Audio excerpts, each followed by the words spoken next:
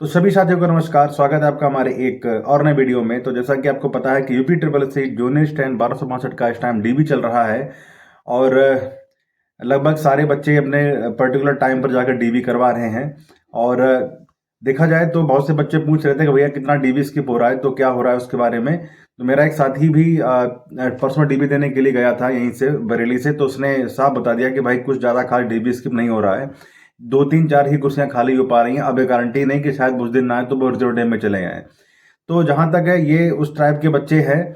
और उसने बताया कि हाँ, कुछ बच्चे सिलेक्टेड भी आ रहे थे जो पहले ऑलरेडी कहना कि सिलेक्टेड थे, तो वो आ रहे थे। तो ये है कि ये कुछ उस टाइप के बच्चे हैं जो चाहते हैं कि वो मतलब नहीं कहते हैं कि वो दूसरे को सुख क्यों मिल रहा है, वो इस बात से दुखी हैं। कुछ ऐसे टाइप के लोग इस दुनिया में होते हैं, तो वो यही लोग हैं। उनको अपनी जॉब उनको मिल गई, इस खुशी नहीं है, उनको इस बात का दुख हो जाएगा कि मैं जॉब कर रहा हूं तो ये बंदा क्यों जॉब करेगा आगे चल के, तो क्यों ना मैं उसकी भी सीट खा जाऊं डायनासोर बन के या कुछ भी एनाकोंडा बन के। तो इसलिए वो डीबी देने के लिए आ रहे हैं। एक बंदा बता रहा था इंस्टा पर ही, उसने मुझसे बताया कि भैया मेरे मतलब पैरेलल में जो सीट पड़ी थी, तो उसके उधर एक और सीट पड़ी थी, वहां पर दो दो बंदे आपस में बात कर रहे थे कि वो ऑलरेडी एक लड़का सिलेक्टेड था, लेकिन वो ऐसे पेपर देने के लिए, मैं डीबी देने के लिए आ गया वगैरह। मुझे बस एक्सपीरियंस लेना था कि डीबी कैसे होते हैं यूपी ट्रिपल एस सी के।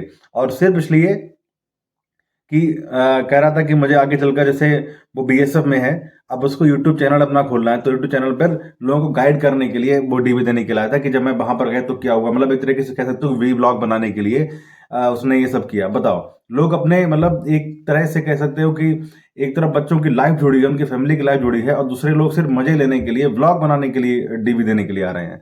मतलब किस तरह के लोग हैं। खैर छोड़िए, अब जैसा हो रहा है चलने दो। और डीबी खैर देखा जाए तो ज़्यादा स्किप नहीं हुआ है। और जो लोग डीबी अगर अभी नहीं करा रहे हैं तो कोई जरूरी भी नहीं है कि वो डीबी करवाने ना जाएं। हो सकता है उनका जो लास्ट में रिजर्व डे है वो करवा लें। आप लोग कितना भी रिक्वेस्ट कर लीजिए, अब मुझे नहीं लगता कि ऐसा कुछ होने वाला है। ठीक, कोई बात नहीं। अब हम जरा बात करने वाले हैं 5512 की, कि पेपर कब तक हो सकता है। एक्चुअली मेरे साथी कुछ है, तो उन्होंने बताया है लखनऊ में है जॉब करते हैं। तो उनका कहना यह है कि 2 डेट्स निकल गए हैं, दोनों फाइनल अभी कोई नहीं है। दोनों कल ही बात हुई थी, तो उन्होंने बोला कि 2 डेट्स अभी फाइनल हैं, एक मई लास्ट में और एक 15 16 जून के आसपास में। इनमें कोई ना कोई एक डेट आ सकती है। अभी किसी पे स्टैम्प नहीं लगी है कि ये डेट फाइनल है। तो अभी मतलब ये है कि या तो 24 25 जो संडे पड़ रहा है, या 15 जून के आसपास जो संडे पड़ेगा, वहां पर होने के चांसेस हैं। और जहां तक मेरा मानना है कि ये शायद जून के महीने में ही जाएगा, शायद मई में ना जाए। और क्या है कि जैसे कि आपको पहले मैंने बोला था कि ये पेपर आपका इस तरह से खींचा जाएगा कि ये पेपर आपका जो ज्वाइनिंग है जनवरी फरवरी में हो जाए, 8th पे कमीशन में होने जब हो तो उसी टाइम की ज्वाइनिंग होगी, इस तरह पेपर खींचा जाएगा। तो वही है कि अब पेपर आपके पास में ज़्यादा टाइम नहीं है। आप देख सकते हैं कि आज 7 अप्रैल हो चुकी है। तो 7 अप्रैल आपके पास में है, उसके बाद में ये आपका अप्रैल मंथ है। आप मान के चलो कि आपके पास में 20 मई तक आपके पास टाइम है।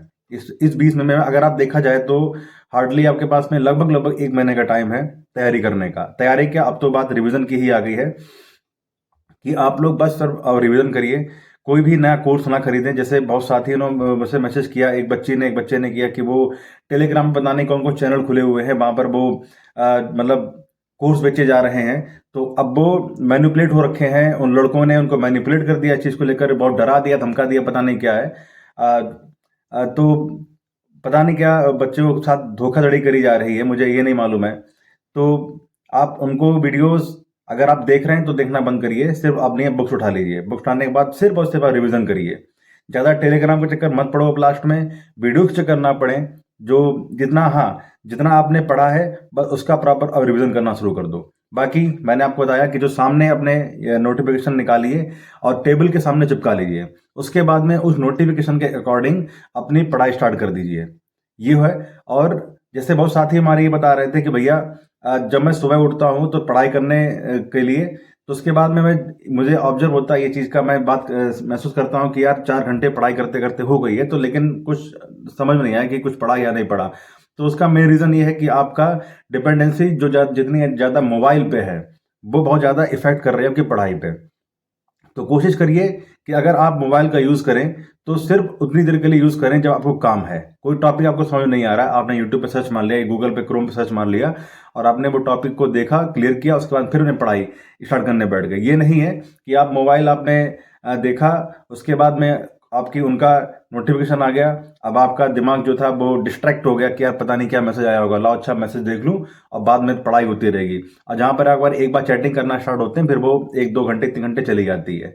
तो एक ये चीज़ होती है, जैसे मैं पहले बता चुका हूँ कि जैसे कोई भी टॉपिक आपने स्टार्ट किया, स्टार्ट करने के बाद में आपको उसको टॉपिक के बारे में समझ नहीं आया, तो आप सीधे जाते हो यूट्यूब पे हेल्प लेने के लिए। अब जिस काम के लिए आप यूट्यूब पे हेल्प लेने के लिए गए थे, तब तक जैसे ही आपने उस पे टाइप करने के लिए गए, तुरंत आपने कोई एक ऐसा कोई थंबनेल देख लिया या कोई शॉर्ट देख ली जो आपको अट्रैक्ट कर गई।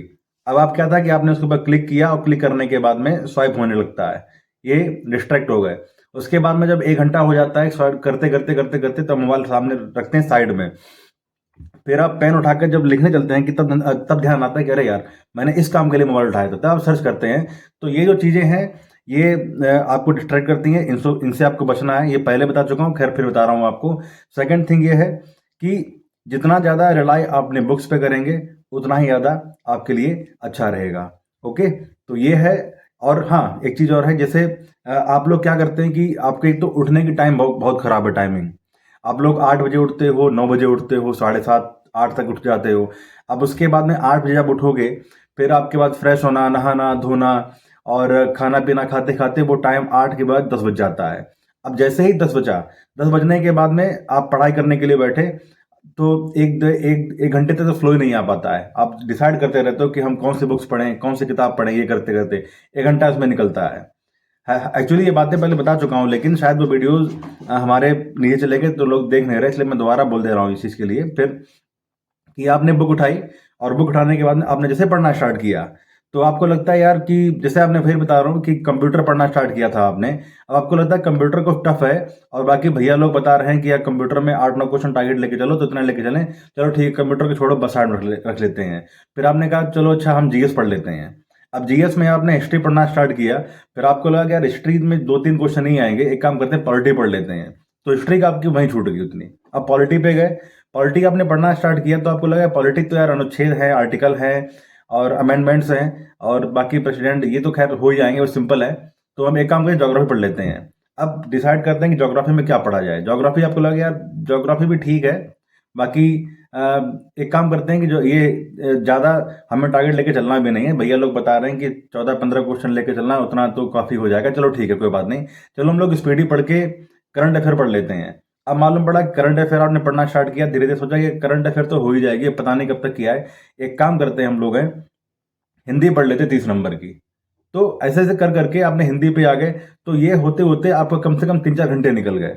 और लास्ट में आपने जब हिंदी पढ़ना स्टार्ट किया, तो आपको फिर से ये समझ में आया कि यार हिंदी सिंपल है, हिंदी तो लास्ट में रिवीजन भी कर लेंगे, क्या क्या है यार, एक काम करते हैं कंप्यूटर पढ़ लेते हैं, तो थोड़े से नंबर 8-9 क्वेश्चन तो उन पे सही हो ही जाए। तो ऐसे कर करके आप देखोगे कि आपके 4-5 घंटे निकल जाएंगे। फिर जब आप टेबल से उठकर अपने बेड पर लेटने के लिए जाओगे, तब आपको इस चीज़ के लिए रियलाइज होगा कि जब मैं सुबह 9-10 बजे 9 बजे तक जब टेबल बैठा था तैयारी करने के लिए, अब मैं लेटने के लिए आया हूँ, तब भी मैं जीरो पे था और आज मैंने कुछ भी नहीं पढ़ा, अभी मैं जीरो हूँ। तो ये चीज़ होती है बच्चों के साथ में, तो इसीलिए आपकी पढ़ाई नहीं हो पा रही है। और अ, अगर ये चीज़ तभी आपकी ठीक हो पाएगी जब आप सुबह मॉर्निंग में जल्दी उठना स्टार्ट करेंगे। जितनी जल्दी आप इधर उठेंगे उतनी जल्दी सारा काम समेट लेंगे, फ्रेश माइंड होता है, तब आप पढ़ाई का फ्लो बन जाता है। ओके, मोबाइल से रिलाई बिल्कुल मत करिए, डिपेंडेंसी खत्म कर दीजिए, टेलीग्राम चैनल जो भी हैं वो खत्म कर दो। अब आपका रिवीजन का टाइम आ गया है। बाकी अब मैं बताऊं कि रिवीजन कौन कौन सी बुक से आपको करना है वो भी देख लो। जीएस के लिए आपके पास में जीके जीएस है, उसके लिए आप लूसेंट पढ़िए, लूसेंट की सब्जेक्टिव पढ़िए और उसके बाद में उसके ऑब्जेक्टिव पढ़ लो, इतना इनफ है। खैर पहले बताया हुआ था, बाकी जिन बच्चों ने नहीं पढ़ा कोई दिक्कत नहीं है, तो ये रिवीजन के लिए है कि पहले लूसेंट की आप जो नीली वाली आती है सब्जेक्टिव वो पढ़िए, उसके बाद में जो ऑब्जेक्टिव आती है, किसी के पास अगर ऑब्जेक्टिव बुक नहीं है तो कोई बात नहीं, लूसेंट की जो जो ऐप आता है प्ले स्टोर से, लूसेंट ऑब्जेक्टिव का, वो डाउनलोड कर लो। सेम टू सेम वही जो बुक में है वही उसमें आपको देखने को मिलेगा, सेम टू सेम वही कॉपी कर दिया पूरा ऐप पे उन्होंने है। ये हो गया जीएस के लिए। उसके बाद में कंप्यूटर, कंप्यूटर के लिए मैंने बताया था कि परीक्षा मंथन पढ़ते रहो। परीक्षा मंथन के साथ साथ में एक यूथ की पीवाईक्यू अगर आती है, यूथ की बुक आती है, मार्केट में आपको मिल जाएगी। अगर आपने ली है तो अच्छी बात है, अगर नहीं ले पाई है तो अब मत लीजिएगा। जिन बच्चों ने ली कोई बात नहीं, ले लो, अच्छी बात है। अगर नहीं ले पाई तो मत लो, ज़्यादा आपके पास में वर्डन हो जाएगा। जैसा कि मैंने आपको पहले बोला कि 8 से 9 क्वेश्चन भी कर लोगे उतने आपके इनफ होंगे। ये हो जाएगा कंप्यूटर के लिए। फिर आती है बात हमारे पास में हिंदी। तो हिंदी में आपको क्या करना है? हिंदी में सिंपल सा आदित्य है, आदित्य पढ़िए, लूसेंट है, लूसेंट पढ़िए, दोनों है, दोनों पढ़ लो। क्योंकि अब थोड़ा सा लेवल बढ़ा दिया गया है, और लेवल बढ़ाने से क्या होता है कि आपको थोड़ा सा ज़्यादा ही अपना डेटा इकट्ठा करना पड़ेगा। तो उसके लिए आपका आदित्य अच्छी हो जाती है। आदित्य से ऊपर मत जाना।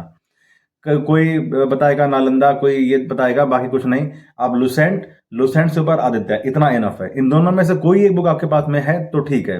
अगर एक है तो उसी पढ़ते रहो, दूसरी बुक को खरीदने की जरूरत नहीं है। ओके। फिर आती है करंट अफेयर्स के लिए। करंट अफेयर के लिए मैंने आपको पहले बताया था कि जो आपके पास में स्पीडी होती है, स्पीडी वो ले लो। और स्पीडी के साथ साथ में समसामयिक क्रॉनिकल्स आती है, आप बोले सकते हैं। यूपी जीके के लिए समसामयिक क्रॉनिकल्स में ही यूपी जीके का स्टार्टिंग के 1-2 पेज में पर मंथ आ जाता है, बोले सकते हैं आप।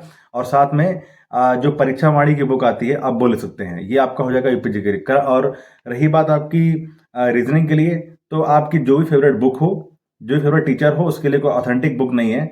आप जहां से पीडीएफ से पढ़ना चाहें पीडीएफ से पढ़ लें, आप अपने टीचर से पढ़ना चाहें उनसे पढ़ लें, कोई दिक्कत नहीं, कहीं से पढ़ सकते हैं। इतना आप इनफ है, इतना कर सकते हैं।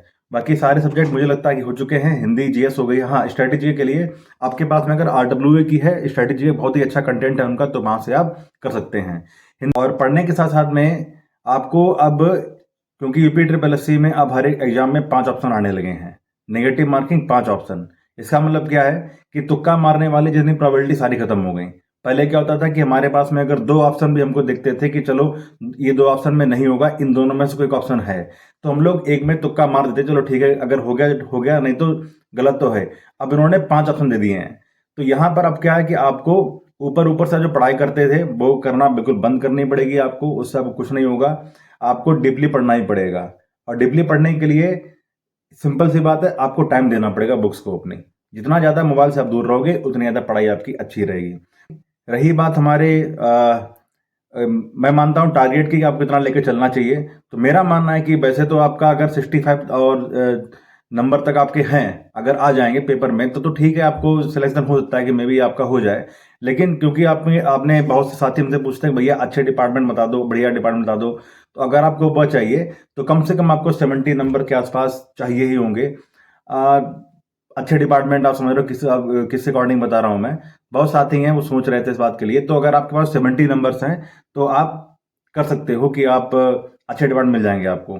और उसके बाद में रही बात है टाइपिंग की, तो जो बच्चे टाइपिंग अभी नहीं कर रहे हैं तो बहुत बड़ी गलती कर रहे हैं। अगर आप सोच रहे हैं कि एग्जाम के बाद टाइपिंग हम स्टार्ट करेंगे, तो ये आपकी बहुत ही बड़ी लाइफ की बिगेस्ट मिस्टेक होगी। क्योंकि अभी आपके पास में आप फ्री हैं माइंड से, जैसे मैंने पहले बताया है। अभी आपके ऊपर टाइपिंग की कोई भी ज़्यादा टेंशन नहीं है, क्योंकि बीच में भी रिटन एग्जाम है। एक बार एग्जाम जब आपका हो जाएगा फिर आपके पास में सिर्फ टाइपिंग रहेगी। और जैसा मैंने पहले बताया कि चाहे जो टाइपिंग आपकी 1 साल के बाद हो, लेकिन आपके ना जल्दी जल्दी जल्दी जल्दी आपके माइंड में रहेगी। क्यों रहेगी? कि पता नहीं कब उसका रिजल्ट आ जाए, पता नहीं कब टाइपिंग आ जाए, पता नहीं कब टाइपिंग आ जाए। तो इसलिए आप तेजी से टाइपिंग करोगे, उसमें गलतियां भी करोगे, स्पीड भी नहीं आ पाएगी और गलतियां भी होती रहेंगी। ये बात फैक्ट है। और तो आपको इसमें करना ये है कि जैसे मैंने बताया आपको कि आप सारा दिन तो टेबल बैठ के पढ़ाई नहीं करते हैं। कुछ देर जब आपका रेस्ट करने का मन करता है या आपको रील देखने का, मोबाइल चलाने का मन करे आपको, तो आप क्या कर सकते हो कि मोबाइल को रखो साइड में, लैपटॉप उठाइए और टाइपिंग करना स्टार्ट कर दीजिए। इससे आपका टाइम भी बचेगा, टाइपिंग भी होगी, और आपका मन जो डिस्ट्रैक्ट होता था मोबाइल के लिए वो भी नहीं होगा। कितना ईजी और अच्छे वेज है। मतलब क्या है कि जो टाइम आप मोबाइल को देंगे चलाने के लिए कि चलो ठीक है अब थोड़ा देर रेस्ट कर लें, अब बहुत देर पढ़ाई हो गई है, तो उस जो मोबाइल को टाइम देने वाला टाइम है वो आपने टाइपिंग को दे दीजिए। आपका दोनों तरफ दोनों काम होते रहेंगे। तो ये है आज की छोटी सी न्यूज़। बाकी बता रहा हूं मैं कि 1262 में कोई भी किसी तरह की डीवी स्किप नहीं हो रही है। मतलब हाँ, करने वाले कर रहे हैं, बहुत साथी हमारे हैं तो वो कर भी रहे हैं, तो बहुत ही अच्छे लोग हैं वो। और उनके लिए, उनकी तरफ से, मेरी तरफ से थैंक यू उन बच्चों को। और उन्होंने बहुत सी फैमिली को बनाया है आज के टाइम पर। जिस टाइम पर आज का ऐसा समय चल रहा है कि एग्ज़ाम निकालना मुश्किल है, जॉब निकालना मुश्किल है, बच्चों को जॉब नहीं मिल रही, उन्होंने सिंपैथी दिखाई बच्चों के लिए और उनके लिए अपना एक कह सकते हो कि काइंड हार्ट दिखाया उन्होंने कि उन्होंने डीबी स्किप किया। उनके लिए बहुत थैंक यू। लेकिन जो कमीने हैं, छोड़ क्या हो, जो मतलब जो बच्चे गंदे हैं, जो मतलब जा रहे हैं डीबी देने के लिए, तो भाई उनका भगवान ही भला करे। और मैं कुछ नहीं कहूँगा उनके बारे में, ठीक है चलो कोई बात नहीं। और बाकी आप सोच लो कि डीबी जरूर स्किप करें अगर आप कहीं सिलेक्टेड हो। अगर आपने डीबी किया तो आप ज्वाइन जरूर करें, मेरा मानना ये है। अगर डीबी देने के लिए यार सिर्फ किसी के मजे के लिए, अपने एंजॉयमेंट के लिए डीबी देने बिल्कुल ना जाए। ठीक है, फिर मिलते हैं अगले वीडियो में, तब तक के लिए नमस्कार।